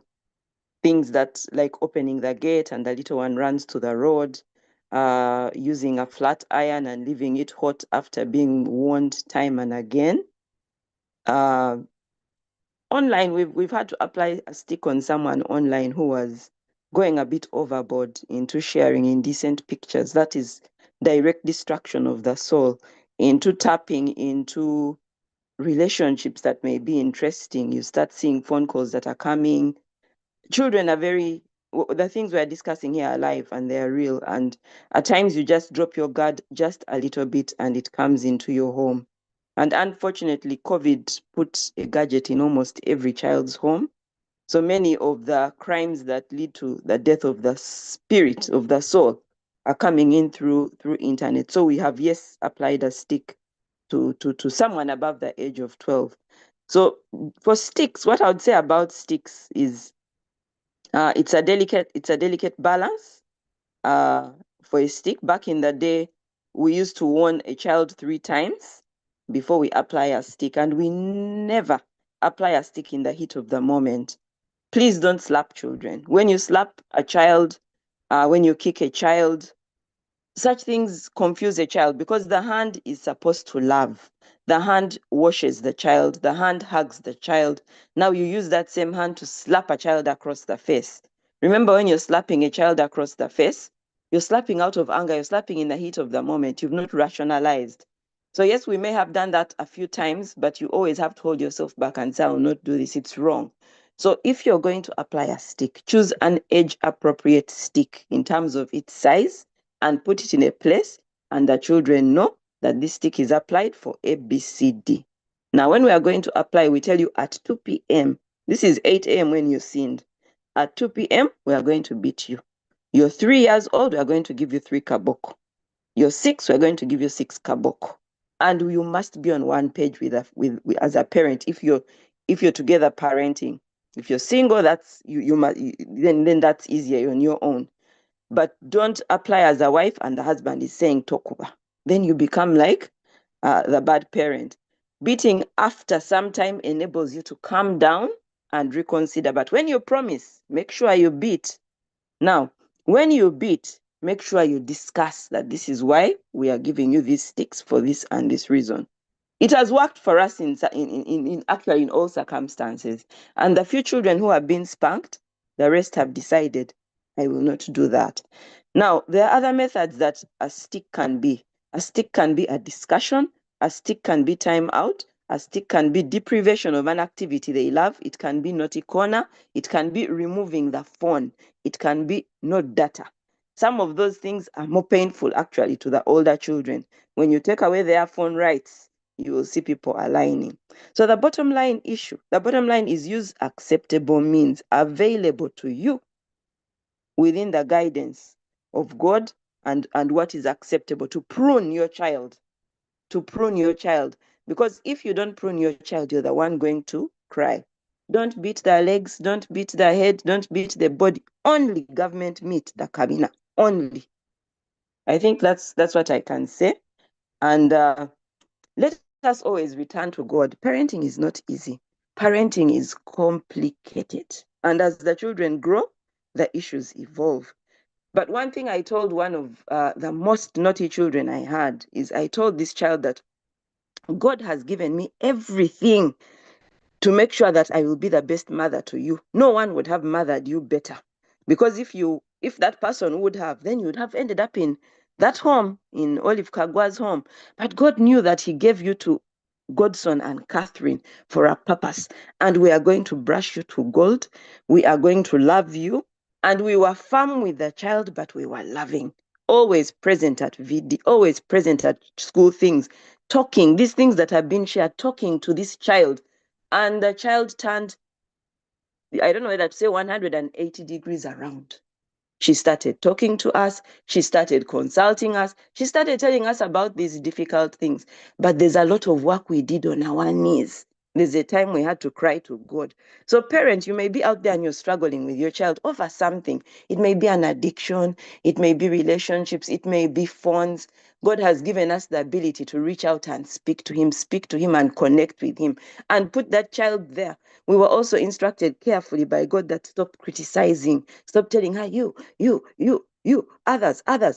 We started saying, you did this good today. You did this good today. The more good we talked about, the more good we saw. 1 Philippians 4:8, whatever things are good, whatever things are noble, pure, praiseworthy, hold on to those things. We are going to make it. Thank you. Thank you so much. That is Dr. Catherine Maiteki. The good thing, Dr. Catherine Maiteki is a guy as a girl Number two, she is a wife to a pastor, and she is a parent doctor, and she's a medical. So I think what she has said is very credible. Thank you very much, Dr. Joining us. Time is fast spent. I'm just going to give a minute or two to Mrs. Annette Kabogoza on that same issue, and we see how it aligns with Gayaza High School, that very same Bible verse. Mrs. Kabogoza, over to you.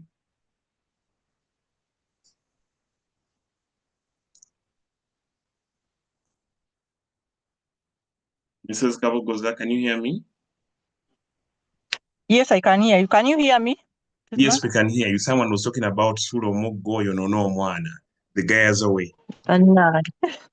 Thank you very much, Kismak. I want to thank all the parents for tuning in, and also I want to thank Dr. Rachel. Thank you so much for that elaborative talk about parenting. And I want to thank Dr. Kathy for chipping in.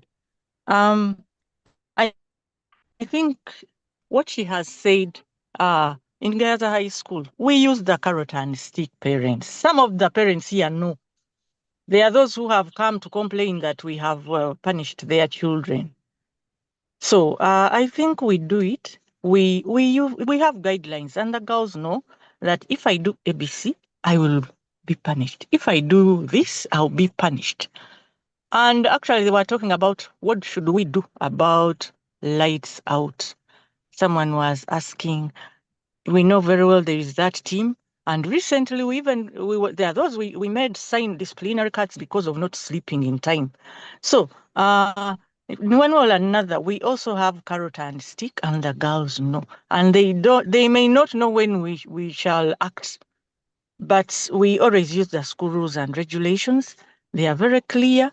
We don't use the physical stick, but we use those different methods that Dr. Kathy has mentioned. So I don't think we just leave them and just pat them at the back. No, we are doing something. The disciplinary committee, for example, has been very busy this term because of different issues that may look minor, but we had to talk to these girls in one way or another. Not necessarily sending them home. Some have not been sent home, but we have talked, and they know that they are in the wrong and they have apologized. So I think that's what I have to say. We are using the stick and we are using the carrot at the same time. Right. Thank you, so much, Mrs. Kabogoza, for that elaborate insight on the Gayaza High School side of things. Well, parents, we have come to the end of our webinar this week. Thank you very much for taking the time to join us today. If you live here, you should live with one thing, and this should be parenting is hard, not alone. And if that doesn't help, remember, teenagers eventually grow up and move out of the stage, hopefully. But with love, patience, and the wisdom we have gained today, we can help them become the strong, confident leaders and citizens of Uganda, of the world, of tomorrow. A special thank you to Dr. Kansime, to Muchala Kagwa, Muchala Julie Pavuma, Dr. Catherine Maiteki, and all our panelists, and the school administration represented by Mrs. Hogoza Musoke for making this session. Wishing you all a lovely week and lovely evening ahead. And I do and say all this for God. Never give up, but no, until we meet again next weekend, same place, same time. Thank you again. Have a pleasant evening. Bye.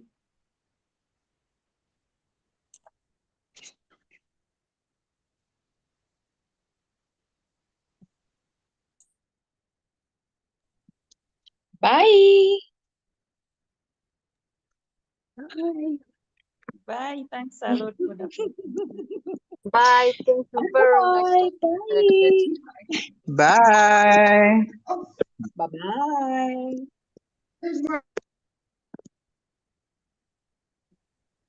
Bye-bye. Thank you.